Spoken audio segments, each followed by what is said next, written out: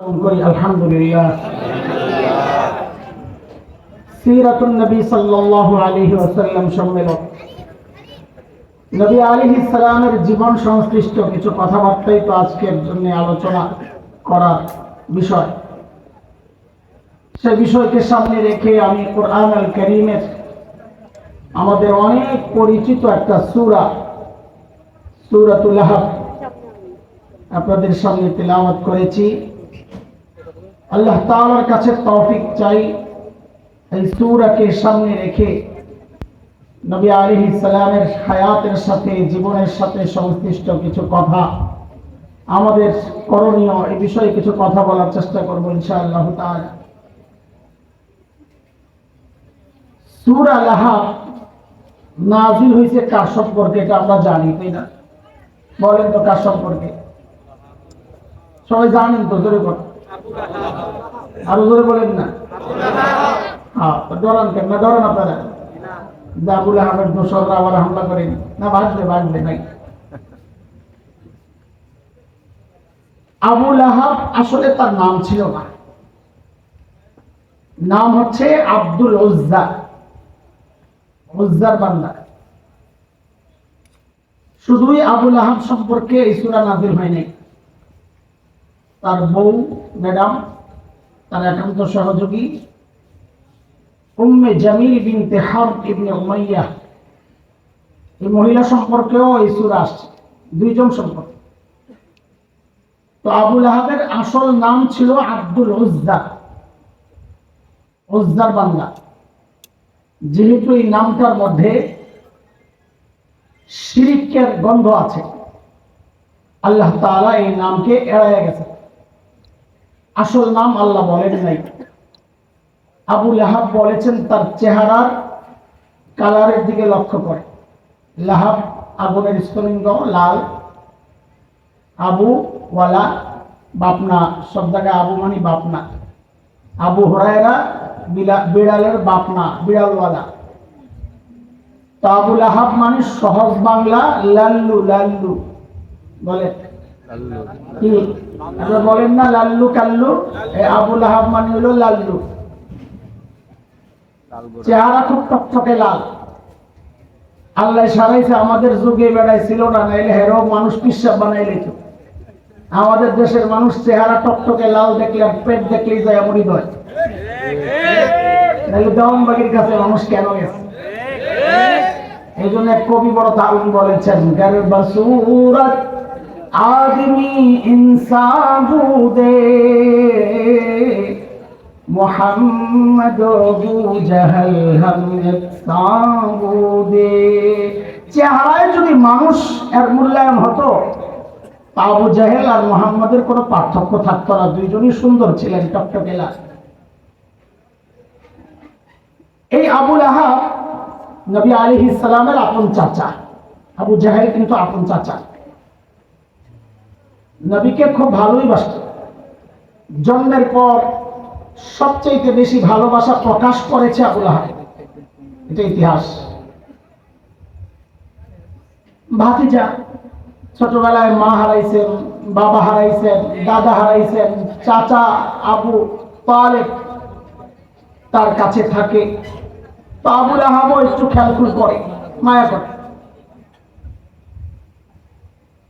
নবী আলাইহিস সালাম যখন নবুয়ত প্রাপ্ত হয়, তখন শুরুতে গোপনে গোপনে ইসলাম প্রচার চলতেছিল, গোপনে গোপনে।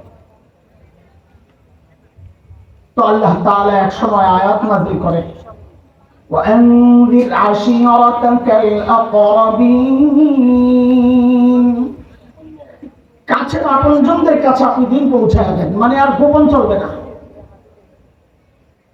নবী আলাইহিস সালাম সাফা মারওয়া যারা হজে গিয়েছেন, সাফার পাশে একটা পাহাড় ছিল, জাবাল আবি কুবাইস। ওই পাহাড়ের উপরে উঠছেন। ওই সময়ের মক্কাবাসীদের যে সিস্টেম ছিল, শত্রু সম্পর্কে কাউকে সতর্ক করার জন্য যেভাবে ডাকা হইতো, নবী আলাইহিস সালাম ওইভাবে ডাকা শুরু করেছেন, ইয়া সাবাহা, ও বনু হাশিম, ও কুরাইশ, ও উমক উমক, এভাবে বিভিন্ন গোত্রের নাম ধরে ধরে নবী আলাইহিস সালাম ডাকছিলেন। সমস্ত কুরাইশ মক্কাবাসী দৌড়াচ্ছিল পাহাড়ের দিকে, কারণ ওরা নিশ্চিত ছিল নিশ্চয়ই মুহাম্মদ এমন ভয়ঙ্কর কিছু আশঙ্কা করছে, না হয় এভাবে ডাকতো না, সে ফালতু লোক না। কারণ এই ডাকের আগ পর্যন্ত সবাই জানতো এই মানুষটা আমাদের মধ্যে সবচাইতে সত্যবাদী, সবচাইতে ভদ্র এবং সবচাইতে বিশ্বস্ত, খামাখা ডাকবে না। সবাই দৌড়ে গেছে, কি সমস্যা, কেন ডাকছ? নবী আলাইহিস সালাম জানতে চাইলেন, আমি যদি বলি এই পাহাড়ের পেছনে শত্রু অপেক্ষা করছে, যে কোনো মুহূর্তে হামলে করবে, আপনারা কি বিশ্বাস করবে? সবাই এক বাক্যে বলেছে, কেন করব না, তুমি তো আমাদের মধ্যে সবচেয়ে বিশ্বস্ত, আজ পর্যন্ত জীবনে তুমি একটা মিথ্যাও বলো নাই, তোমার কথা কেন বিশ্বাস করবো না? তখন নবী আলাইহিস সালাম এই স্বীকৃতি নিয়েই বললেন, ও আমার কওম, কুলু লা ইলাহা ইল্লাল্লাহ তুফলিহু, তোমরা লা ইলাহা ইল্লাল্লাহ পড়ো, কামিয়াব হয়ে যাবা, দুনিয়াও বেঁচে যাবা, আখিরাতেও বেঁচে যাবা। আর যদি ঈমান কবুল না করো, নিশ্চিত জেনে রাখো তোমাদের জন্য ভয়ঙ্কর বিপদ অপেক্ষা করছে। হায় হায়, এই দাওয়াত যখন দিয়ে দিছে, তাদের আকীদা বিশ্বাসের বিরুদ্ধে হঠাৎ এক আওয়াজ, তারা মেনে নিতে পারে না এই বিষয়টা। একজন আরেকজনের মুখের দিকে তাকায়, বলল কিটা, কিন্তু প্রতিবাদে কিচ্ছু বলতে পারছে না। কেন? কারণ এই মানুষটা ছিল সবার প্রিয়, হঠাৎ একটা কথার কারণেই তার বিরুদ্ধাচরণ কিভাবে করে, কটু কথা এখন কিভাবে বলে, বিবেকে বাঁচছে। ভদ্রতা কিছু ছিল, কিন্তু সব সমাজে কিছু পান্ডা তো থাকে, যেগুলো চুপ থাকে না, ফাঁক পাইলেই মেরা দেয়, কালামানিকের মতো, মুরগি চোরাদের মতো। কথা বল না, এদের কোনো ভদ্রতা পদ্রতা নেই, সুযোগ পাইলেই দাড়িওয়ালা টুপিওয়ালাদেরকে মেরে দেওয়ার কিছু মানুষ জগতে আছে কি নাই? আছে। ওই জমানার একটা ছিল, যার নাম ছিল আব্দুল উজ্জা, আবুল হাইব বা লাল্লু। সবাই চুপ থাকলেও আবুল হাব চুপ থাকে নাই, সাথে সাথে একটা পাথর দিছে, নবীকে মারার জন্য উদ্যত হয়েছে, আর বলা শুরু করেছে, তাব্বাল্লাক কালিহাযা জামাআতানা ইয়া মুহাম্মদ, ও মুহাম্মদ তুমি ধ্বংস হও, এই জন্য আমাদেরকে একত্রিত করেছিলে। নবী আলাইহিস সালামকে মারতে গিয়েছে, বকা দিয়েছে, তাচ্ছিল্য করেছে। আল্লাহ তাআলা এই জায়গায় সবর সহ্য করেন নাই। দেখেন, অনেক সময় আমাদেরকে কেউ কিছু বললে আমরা সহ্য করি, কিন্তু প্রিয় কাউকে কিছু বললে আর বরদাস্ত করি না। সন্তানকে কিছু বললে বরদাস্ত করে না মানুষ। আল্লাহ তার হাবিবকে ভালোবাসতেন। আবু লাহাবের এই আচরণ আল্লাহ সহ্য হয় নাই। আল্লাহ তাআলা সাথে সাথে সূরা নাযিল করে দিলেন, তাব্বাত ইয়াদা আবি লাহাব ওয়া আবু লাহাব, আমার দুস্থ ধ্বংস হবে না, ধ্বংস তোর জন্য অনিবার্য অতএব, এবং ধ্বংস হয়েই গেছে।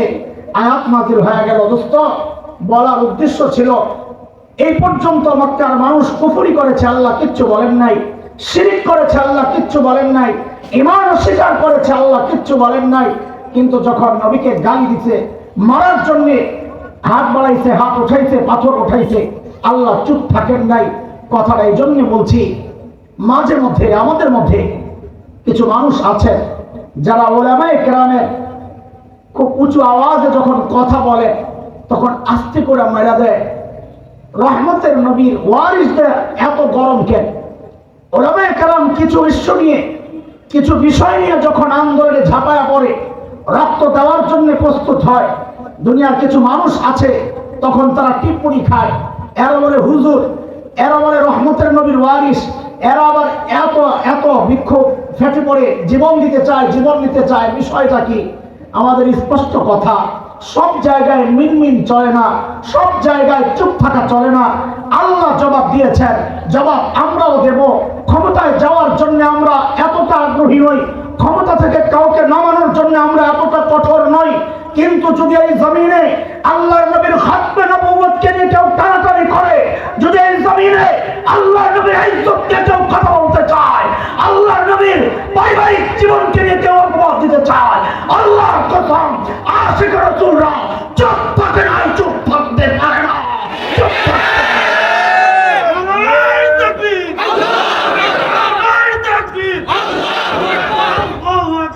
মুহতারাম হাজিরিন, আমরা উলামারা কার ওয়ারিস? নবীর ওয়ারিস। সবাই বলেন তো নবীর ওয়ারিস। আলেমরা বলেন কেন? সাধারণরা বললেন না, শুধু আলেমরা বলেন আমরা কার ওয়ারিস? শুধু আলেমরা জবাব দেন, আলেম ছাড়া কেউ বললেন না। সবাই জোরে বলেন তো আমরা কার ওয়ারিস? হায় হায় রে, বড় মুসিবতে বললাম। হাদিস কি বলে? আম্বিয়া। হাদিস বলে আম্বিয়া, আপনি কোন নবীর ওয়ারিস মিলল? তো এবার ঠিক করে এখন আমরা কার ওয়ারিস? নবীদের ওয়ারিস। বলেন ঠিক করে। আর একটু সূক্ষ্ম বিষয় আছে, আল আম্বিয়া জমা, এটা শুধু আলেমরা বুঝবেন। বহু বচনের মধ্যে যখন আলিফ লাম আসে, আল, এটা আমরা বলি ইস্তেগরাকের ফায়দা দেয়, টোটাল বুঝায়। ইন্নাল উলামা ওয়ারাসাতুল আম্বিয়া, উলামারা সমস্ত নবীর ওয়ারিস, একজন না। সমস্ত নবীর ওয়ারিস যেহেতু, সমস্ত নবীর চরিত্র আখলাকে এই উলামারা লালন করবে, ধারণ করবে। বলে আয় তোমরা মূর্তি ভাঙতে যাও কেন মৌলবীরা? কারণ আমরা খলিল ইব্রাহিমের ওয়ারিস, মূর্তি ভাঙাই তো আমাদের কাজ। তাই তোমরা জালেমদেরকে মারতে যাও কেন? আমরা নবী মুসা আলাইহিস সালামের ওয়ারিস, ঘুষি দিয়া মাইরা লাওয়াই তো আমাদের কাজ। জীবন দিতে প্রস্তুত হও কেন? বলে আমরা জাকারিয়া আলাইহিস সালামের ওয়ারিস, দ্বীনের জন্য জীবন দেওয়া এটা আমাদেরই তো কাজ। বলে আবার তাহাজ্জুদে কান্না করো কেন? বলে আমরা রহমাতুল লিল আলামিনের ওয়ারিস, উম্মতের জন্য কান্না করা এটাই তো আমাদের কাজ। কিন্তু এই পর্যন্তই শেষ না। রহমতের নবীও সব জায়গায় মিনমিন চুপচুপ নরম আচরণ করেছেন এমনটা। কিছু জায়গা আছে যেখানে রহমতের নবীও ছিলেন কঠোর। আপনাদেরকে দাওয়াত দিতে বিষয়গুলো, সব জায়গায় আপনারা ভদ্রতা দেখায় না, এটা ভদ্রতা না, এটা ইমানি দুর্বলতা। আমি একটা উদাহরণ শোনাই আপনাদেরকে, রহমতের নবীও যে কঠোর ছিলেন কতটা। মক্কা বিজয়, নবী মক্কায় ঢুকছেন, ঢোকার লাইনটা কি ছিল? অবস্থাটা ঘোড়ায় চড়া, মাথা নিচু, বিনয়ী, চোখ থেকে ঝরঝর করে পানি পড়ছে, তিলাওয়াত করতেছিলেন ইন্না ফাতাহনা লাকা ফাতহাম মুবিনা। দুনিয়ার বিজয়ীদের মতো নয়, দুনিয়ার বিজয়ীরা যায় ভাঙচুর করতে করতে, জ্বালাইতে জ্বালাইতে, দখল করতে করতে। আর আমার নবী ঢুকেছেন আম ক্ষমা ঘোষণা করে দিয়ে। আল্লাহর নবী মক্কায় ঢুকলেন, আম ক্ষমা ঘোষণা করলেন। নবী ইউসুফ আলাইহিস সালামের মতো নবী জানায়া দিলেন লা তাসরিবা আলাইকুমুল ইয়াউম। আমার ভাই ইউসুফের মতোই বলছি, আজকে আমি কোনো প্রতিশোধ নিতে চাই না। মান দাখালাল মাসজিদাল হারাম ফাহুয়া আমিন। যারা মসজিদে হারামে ঢুকে যাবে তাদেরকে আমি নিরাপত্তা দিয়ে দিলাম। মান দাখালা দারা আবি সুফিয়ান ফাহুয়া আমিন। যারা আবু সুফিয়ানের ঘরে ঢুকে যাবে তাদেরকে আমি নিরাপত্তা দিয়ে দিলাম। মান আগলাকা বাবাহু ফাহুয়া আমিন। যারা নিজেদের ঘরের দরজা বন্ধ করে ভিতরে অবস্থান করবে তাদেরকেও আমি নিরাপত্তা দিয়ে দিলাম। আসল কথা, যারা অস্ত্র ধরবে না, আজকে আমাদের সামনে প্রতিরোধে আসবে না, আমি সবাইকে ক্ষমা করে দিলাম। কিন্তু আল্লাহ যদি কোনো নির্দিষ্ট ব্যক্তিদেরকে ক্ষমা করতে নিষেধ করে, নবীর অধিকার আছে ক্ষমা করার। জোরে বলেন আপনারা। আল্লাহ যদি বলেন এদেরকে ক্ষমা করা যাবে না, দুনিয়ার কারো অধিকার আছে ওই ব্যক্তিকে ক্ষমা করা? আল্লাহ সূরা আহজাবের মধ্যে জানায়া দিয়েছেন মালাউনদেরকে ক্ষমা করা যাবে না। তাদেরকে এই হঠাৎ ভয় পাওয়া যায়, আপনারা কি কয় না আমি লাইনে আছি আপনারা নাই। আল্লাহ কি বলেছেন? কাদেরকে ক্ষমা করা যাবে না? মালাউন। আর জোরে বলেন না মালাউন। হ্যাঁ, আপনার ঝামেলা বাঁচছে, আপনি মালাউন মনে করছেন হিন্দুদেরকে, সমস্যাই দেখা। নির্দিষ্ট কোন ধর্মের লোক মালাউন না। আমার মতো দাড়িওয়ালা টুপিওয়ালাও মালাউন হতে পারে। সূরা আহজাব করেন আল্লাহ কি বলেছেন মালাউন কারা? ইন্নাল্লাযীনা ইউযুনাল্লাহা ওয়া রাসূলাহু লা'আনাহুমুল্লাহু ফিদ দুনিয়া ওয়াল আখিরাহ। আল্লাহ আল্লাহর রাসূলকে যারা কষ্ট দিবে তারাই মালাউন।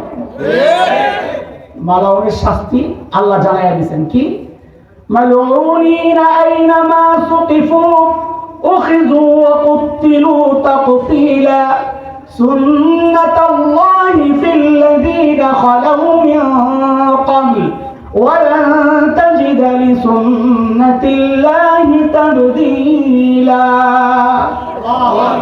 মালাউন যেখানে পাওয়া যাবে সেখানেই ধরে লটকাইতে হবে। কথা কার? আবার বলছি মালাউন মানে হিন্দু না। আবার আমার হিন্দু ভাইরা না রাগ হয়ে যায়। আবারও বলছি কেউ কাট না করে আবার ঢুকাইয়া দিও না যে মালাউন যেখানে পাও সেখানেই মারো, একটু লাগাইয়া দিও না আবার। না, আমরা সাম্প্রদায়িক দাঙ্গা সাম্প্রদায়িকতা ছড়াইতে চাই না, এটা আমাদের কাজ না। সাম্প্রদায়িক সম্প্রীতির এই দেশ উস্কানি দেয় যারা, এটা একটা নির্দিষ্ট শ্রেণী। এদেশের আপামর সাধারণ জনসাধারণ, সে মুসলমান হোক হিন্দু হোক, কেউ সাম্প্রদায়িক দাঙ্গা চায় না বলেই বাংলাদেশের সর্ববৃহৎ প্রতিষ্ঠান, শুধু বাংলাদেশ নয় গোটা এশিয়ার অন্যতম শ্রেষ্ঠ প্রতিষ্ঠান হাটহাজারী মাদ্রাসার দেয়াল ঘেঁষে যুগ যুগ ধরে বিশাল হিন্দু মন্দির তারা তাদের কার্যক্রম চালাচ্ছে। আজ পর্যন্ত কোনো ইতিহাস নাই যে কোনো মাদ্রাসার ছাত্র একটা ইটা ওখানে নিক্ষেপ করেছে। এটাই প্রমাণ করে সাম্প্রদায়িক সম্প্রীতির এই দেশ বাংলাদেশ। নবী আলাইহিস সালামকে জানাই দিয়েছেন আল্লাহ মালাউনদের ক্ষমা নাই, এরা অনেক জ্বালাইছে। শেখ ইবনে তাইমিয়া রাহমাতুল্লাহি আলাইহি, আহলে ইলম যারা উলামারা, আপনাদের মুতালার জন্য আমি বলি, এটা খুব জরুরি, পড়া দরকার এই মুহূর্তে। বিশেষ করে ইবনে তাইমিয়া রাহমাতুল্লাহি আলাইহির এক বিখ্যাত কিতাব আছে আস-সারিমুল মাসলুল আলা শাতিমির রাসূল। কেনার সুযোগ না হলে ইসলামিক ফাউন্ডেশনে কিতাবটা আছে, আমি নিজে পড়েছি ওখানে, তো ওখানে গিয়ে একটু মোতালা করে নিব। শেখ ইবনে তাইমিয়া রাহমাতুল্লাহি আলাইহির বিখ্যাত কিতাব শাতিমে রাসূলদের ব্যাপারে বিধান কি করতে হবে এগুলো সব আছে। আল্লাহর হাবিব মক্কায় ঢুকেই ঘোষণা দিলেন, নির্দিষ্ট কিছু ব্যক্তির নাম বললেন যে সবাইকে ক্ষমা করলেও এদেরকে ক্ষমা করা যাবে না। এরা কারা? শেখ ইবনে তাইমিয়া 15 জনের নাম এনেছেন ওই কিতাবে। আব্দুল্লাহ ইবনে খাতাল, কুরতুনা, কুরাইনা, সাররা, মাকিস ইবনে সুবানা, হুয়াইরিস ইবনে নাকির, আব্দুল্লাহ ইবনে সাদ ইবনে আবি সারাহ, ইকরামা ইবনে আবি জাহল, ওয়াহশি ইবনে হারব, হিন্দা বিনতে উতবা, হুবার ইবনুল আসওয়াদ, আব্দুল্লাহ ইবনে জিবিআরা। হযরত শেখ ইবনে তাইমিয়া 15 জনের নাম বলেছেন। নবী আলাইহিস সালাম বলেছেন মালউনিনা আইনামা সুকিফু উখিযু ওয়া কুতিলু তাকতীলা, এদেরকে যেখানে পাওয়া যাবে ধৈর্যই হত্যা করতে হবে। কয়জন? সাহাবায়ে কেরাম অনেক ক্ষোভ নিয়ে ঢুকছিল মক্কায়, যারে পাই তারা শেষ করে। অনেক কষ্ট তো তাদের হৃদয়ে, তাদের চোখে ভাসছে সেই নির্যাতন, তাদের চোখে ভাসছে দেশ থেকে বিতাড়নের সেই দৃশ্য। যুগ যুগ ধরে দিন দিন তারা কত নির্যাতন এর শিকার হয়েছে, ভাসছে চোখের মধ্যে। কিন্তু নবী যেহেতু বলেছেন মাফ, মানুষ তো ভেতরের কষ্ট তো আর যায় নাই, অ্যাকশনে যেতে পারতেছেন না। যেহেতু 15 জনের মধ্যে আইসা পড়ছে, এখন ধরেন টোটাল রাগ আছিল 10 কেজি সবার জন্য বরাদ্দ। এখন যেহেতু 15 জন আগে গেছে, এখন ওই 10 কেজি রাগ তো ওই 15 জনের উপর, তাহলে এক একজনের ভাগে রাগ কতটি পড়ছে, বুঝছেন কথাটা? সবাই খালি খোঁজে কোনটারে পাইলেই সাইজ। আব্দুল্লাহ ইবনে খাতাল, সে শুনছে ওই লিস্টে তার নাম আছে। আমি শোনার একটা মাঝখানে ফাঁক দিয়ে কথা বলি, ওই 15টার জীবনী আমি আলাদা আলাদা পড়ছি। কারণ কেন নবী এত কঠোর হইলেন এদের ব্যাপারে? দেখছি সবগুলাই হয় গায়ক গায়িকা, নায়ক নায়িকা, লেখক কবি, মানি শিল্পী গোষ্ঠী আর ওই মিডিয়া কর্মী। এই 15টার পরিচয় সব করে মিডিয়া কর্মী। বুঝেন না এই কথার দ্বারা? সব যুগে বুঝি এরাই থাকে আকাম কুকামের মধ্যে সবার আগে, তাই না? আব্দুল্লাহ ইবনে খাতাল যা কাবার গিলাফ দিয়ে নিজেরা জড়াইছে। হ্যাঁ, কাবার গিলাফ দিয়ে জড়াইছে কি জন্য জানেন তো? মনে করছে মুসলমান তো কাবারে অনেক ভালোবাসে, কাবার গিলাফ দিয়ে আমারে জড়াইলে হয়তো এরা আর আমারে মারবে না। যেমন এই দেশের কিছু রাজনীতিবিদ যখন বুঝে গেছে এই দেশের মানুষ টুপিকে ভালোবাসে, তাসবিহ ভালোবাসে, ঘুমটা ভালোবাসে, তো দেখবেন নির্বাচনের আগে দিয়া সারা জিন্দেগি ইসলাম আর মুসলমানদের বিরুদ্ধে সব ভূমিকা রেখা নির্বাচনের আগে দিয়ে আস্তে করে টুপি টাপি লাগায় হাসান বসরি হয়ে যায়, হিজাব আর তাসবিরে রাবেয়া বসরি হয়ে যায়। কথা ঠিক না? পত্রিকা শিখছে ওই আব্দুল্লাহ ইবনে খাতাল, এগো সবগুলা রাস্তা একটাই, ধর্মীয় একটা লেবাস পরে নিজেরে বাঁচাইতে চায়। আব্দুল্লাহ ইবনে খাতাল কাবার গিলাফ দিয়ে নিজের জড়াইয়া আস্তে করে যায় চুপচাপ দাঁড়ায় রয়েছে, কিন্তু বোকারাম শরীর না ঢাকছ, পাও তো নিচে দিয়া দেখা যায়। ছোটবেলায় একটা গল্প শুনছি মুরব্বীদের কাছ থেকে। নতুন বউ গেছে শ্বশুর বাড়ি, ভাত খাইতে বসছে পিড়ার মধ্যে, পিড়া চিনি পিড়া, এখন তো সে এক টেবিলে বসে পোলাবেন চিনবো পত্রিকা পিড়া, মুরব্বীরা চিনবো পিড়া, পিড়ার মধ্যে বসে ভাত খাই পারে মানুষ। তো পিড়ার মধ্যে বসছে যে হঠাৎ তার বায়ু আসছেন, এটা অনেকের কাছে হাসির কারণ, হাসি কি বেড়া সবারই তো আসে। তো এই জন্য আমরা এটা বললে কেমন শোনা যায়, আমরা এই জন্য ওই শব্দটারে উল্টাইয়া বলি দপা আসছে আর কি। তো দপা যে আসছে আওয়াজ একটু হয়েছে ঠুস করে, নতুন বউ লাগছে সড়ক। এখন বউ কি করে, ওই প্লেটের মধ্যে আঙ্গুল দিয়ে জোরে জোরে চাপ দেয় আর ক্রুত করে ওঠে, বুঝাইতেছে বাদাম শ্বশুর রে আব্বা আগে যে আওয়াজটা শুনছেন এটা আপনি যেটা মনে করছেন ওইটা না, এটা আমার আঙ্গুলের চাপের আওয়াজ। শ্বশুর তো আরেক শেয়ানা, পোলাপান বুড়া করে মনে করে কিছু বুঝে না, বেটা কিচ্ছু না বললে তোর বাপ হয়েছে ভর্তিকা। বুড়াই চিন্তা করছে বউরের শরম যদি আমি না ভাঙ্গাই, হ্যাঁ সবসময় মিথ্যা গালি কইতেই থাকি। তো বুড়া আস্তে করে কয় বৌমা আওয়াজটা নাইলে ঢাকলা, কিন্তু গন্ধটারে কি করবা? আব্দুল্লাহ ইবনে খাতালের এই প্রক্রিয়া বাঁচার এই চেষ্টা আমি যখন পড়ি আমার ওই কিস্তা মনে পড়ছে, আরে বেকুব শরীর নাই রে ভাকলি, পাউটা দেখা যায়, এটা কি করতি?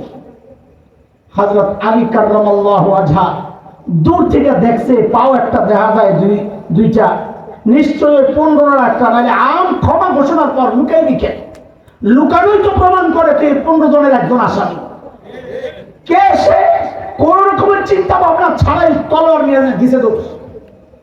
এই দৃশ্য দেখছে আরো 2 সাহাবী, সিরাতে মুস্তাফার মধ্যে পাইবেন এই গল্প। ছাত্রদেরকে বলতেছি কোন কিতাবে? সিরাতে মুস্তাফার মধ্যে হযরত ইদ্রিস কান্দুলি রাহমাতুল্লাহি আলাইহি বিষয়টা আনছেন সুন্দর করে। হযরত আলী যখন দৌড় মারছে, দেখা দেখি কোনো কিছু না বুঝাই আরো 2 সাহাবী ওইখানে সাথে দৌড়, কারণ ওরা চিন্তা করছে আলী নিশ্চয়ই পাইছে একটারে, কারে পাইছে কই পাইছে ভাবার সময় নাই, ভাগ্নি না পাই আলী কোবানোর আগে যদি 2 কোবা আমরাও দিতাম। রহমতের নবীর ওয়ারিসদের ঘটনা শোনাইতেছি, খালি যে খোসা মারো অঙ্গ দৌড়ায়া যায়াই আইনামা সকিফু ওখিজু অকতিলু তাকতিলা, কোরআনের বিধান, যেখানে পাইবা ধরবা মাইয়া ঝুলাইবা। হযরত আলী সাথে সাথে কল্লাটা কাইটা ওই যে মাকাম ইব্রাহিম আসছে, মাকাম ইব্রাহিমের কাছে আল্লাহ এরকম ঝুলায় রাখছে। কেন? এটা নবীর দুশমন, নবীর দুশমন দুনিয়ায় থাকার অধিকার রাখে না। এই জন্য আমরা বলি তাই স্পষ্ট করে, কোন বিশেষ ধর্মের সাথে আমাদের কোনো শত্রুতা নাই, তারা আমাদের ভাই, ছোট ভাইয়ের মতো ওদেরকে আদর স্নেহ আমরা রাখতে চাই। কিন্তু বাংলাদেশ 90% মুসলমানের এই দেশে হিন্দু, বৌদ্ধ, খ্রিস্টান, মগ, পুরাণ, গারো, চাকমা, কুকির, সাঁওতাল, টিপরা সব থাকতে পারবে, আল্লাহ নবীর কোন দুশমনকে থাকতে দেওয়া হবে না।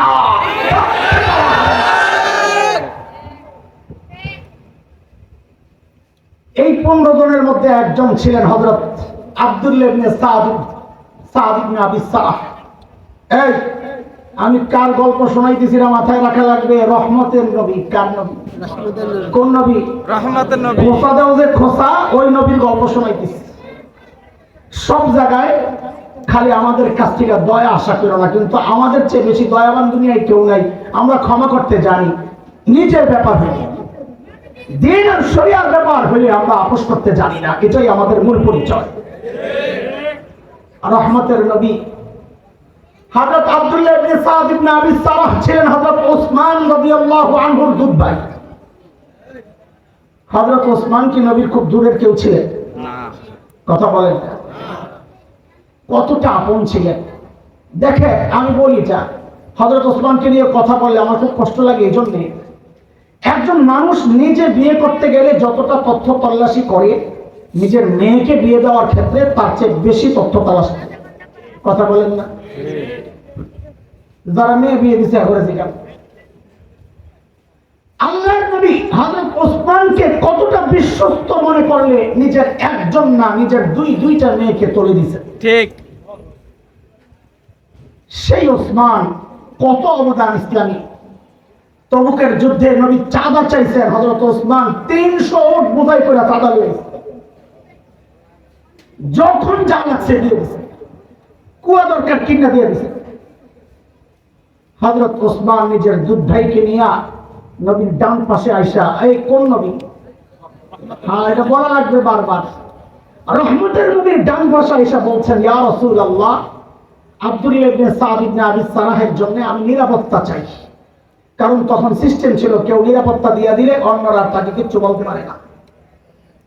যেই ডান পাশে হযরত ওসমান আসছেন, নবী আলাইহিস সালাম আস্তে করে চেহারা ফিরে এনেছেন বাম পাশে। কোন নবী? রহমতের নবী। খালি খোসা অঙ্গরে দেখো রহমতের নবীর আচরণ। সবার সাথে রহম করা যায় না, এটা বোঝার জন্য কথাটা বলছি। সবাইকে ছাড় দেওয়া যায় না। চেহারা ফিরে এনেছেন হযরত ওসমান আবার বাম পাশে, ইয়া রাসূলুল্লাহ, আব্দুল্লাহ ইবনে সাদ ইবনে আবি সারাহ আমার দুধ ভাই, আমি নিরাপত্তা চাই। আল্লাহর হাবিব আমার ডান পাশে চেহারা ফিরে এনেছেন। পোলাপান তোমরা একটু জোরে বলো, কোন নবী? রহমতের নবী। সাবাস। হযরত ওসমান আবার ডান পাশে, ইয়া রাসূলুল্লাহ, আমার দুধ ভাই আব্দুল্লাহ, আমি তার নিরাপত্তা চাই। আল্লাহর হাবিব নিরাপত্তা দিয়েই সাহাবীদেরকে উদ্দেশ্য করে বললেন, আরে আমি যে কাল ক্ষেপণ করছিলাম এদিক ওদিক করে, এই সুযোগটা গ্রহণ করে তোরা আব্দুল্লাহকে কেন হত্যা করলি না? এটা কার কথা? রহমতের নবী। হ্যাঁ, জোরে বলেন, কার কথা? আমাদেরকে দয়ার তালিম দেন না। দেখেন রহমতের নবীর আচরণ। সাহাবায়ে কেরাম তো বড় হতাশ হয়ে গেছে। হায়, বল মাছটা ছুটে গেল। বলে, ইয়া রাসূলুল্লাহ, আপনি একটু চোখ দিয়ে ইশারা দিলেন না কেন? ওরে সাইজ কর। আল্লাহ, এবার দেখেন আমার নবীর মহানুভবতা, কত বড় মানুষ। আল্লাহর হাবিব বলেন, না রে, আমি তো নবী, নবীদের সামনে চোখের ইশারায় কথা বলা, নবীরা যা বলেন তো সরাসরি বলেন। এটাই আমরা বলি, ওলামারা তোমাদের অনেকের ভাল লাগে না কথা, কিন্তু আমরা ওই দ্বিমুখী আচরণ করতে পারি না। আমরা ওই দুনিয়ার ওই রাজনীতি, ধোঁকার রাজনীতি বুঝি না। আমরা যা বলি সরাসরি বলি। এটা আমার জীবন বিপন্ন হয়, আমাকে জেলখানায় থাকতে হয়, বিবি বিধবা হয়, সন্তান এতিম হয়, আমাদের কোনো পরোয়া নাই। আমরা যা বলবো সরাসরি বলবো। হযরত ইকরামাও ছিলেন একজন, না 15 জনের মধ্যে, মনে আসেনি? কম জায়গায় নেই হযরত ইকরামা। সুবহানাল্লাহ।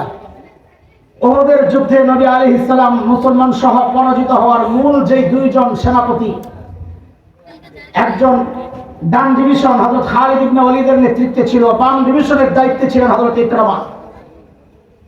আজকেও পড়াইছি, খন্দকের যুদ্ধে 4 জন খন্দক পার হয়ে আসছিল লড়াই করার জন্য। এর মধ্যে একজনকে বলা হতো আশজাউল আরব, আরবের সবচেয়ে বড় বাহাদুর। আমর ইবনে আবদে ইবনে ওয়াদ নাম, বড় আজিব নাম। আরেকজন হযরত ইকরামা, আরেকজন নওফল ইবনে আব্দুল্লাহ, আরেকজন জিরার ইবনে খাত্তাব। 4 জন আসছে, কে মারবি কে লাগবি?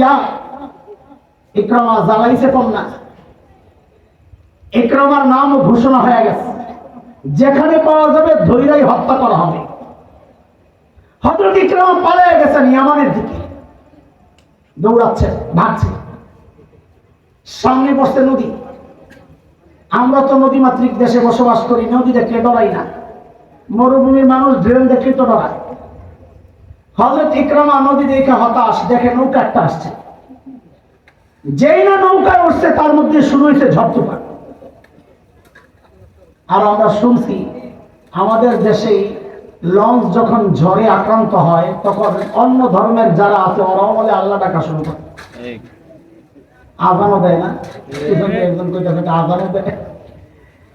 হযরত ইকরামা যখন ঝড় শুরু হয়েছে, হযরত ইকরামা ডাকা শুরু করছে, ইয়া লাত ইয়া উজ্জা ইয়া মানাত ইয়া হুবাল, আমারে বাঁচাও। মাঝি ডাক দিয়া কয় মুরব্বি কামড়ব না, কামড়ব না। কেন? মানে স্থলে যে আল্লাহ বাঁচান, এই পানি তো সেই আল্লাহ বাঁচাতে পারে না, কেউ বাঁচাতে পারে না। ঠিক। দেখেন আল্লাহ নবীর দাওয়াত ইকরামা পর্যন্ত পৌঁছে নাই, ইকরামা আল্লাহ নবীর দাওয়াতকে গ্রহণ করে নাই, কিন্তু ওই এক সামান্য মাঝির কথা আল্লাহ তাআলা ইকরামার দিল পর্যন্ত ঢুকায়া দিছে। এই জন্য দাওয়াত কে দিল তার দিকে তাকায়েন না, তিনি দাওয়াত দিচ্ছেন ইসলামের, সে যেই হোক এটাকে মূল্যায়ন করা দরকার। যেই না ইকরামা এই কথা শুনছে যে আল্লাহ ছাড়া কেউ বাঁচাতে পারবে না, হযরত ইকরামার দিল পাল্টায়া গেছে, সাথে সাথে বলে উঠলেন আল্লাহুম্মা লাকা আহদুন ইন আফাইতানি মিম্মা আনা ফি আন আতিয়া মুহাম্মাদা হাত্তা আদা ইয়াদাই আলা ইয়াদাই ফালা আজিদান্নাহু আফুওয়ান গফুরান কারীমা। ও আল্লাহ, আমি যে বিপদে পড়েছি এই জায়গা থেকে যদি আমাকে আপনি মুক্ত করেন, আমি ওয়াদা করছি এখান থেকে আমি সরাসরি মুহাম্মদুর রাসূলুল্লাহর কাছে যাব, তার হাতে হাত রাখা আমি মুসলমান হয়ে যাব। আমার বিশ্বাস আমি অপরাধ যাই করি না কেন, ফালা আজিদান্নাহু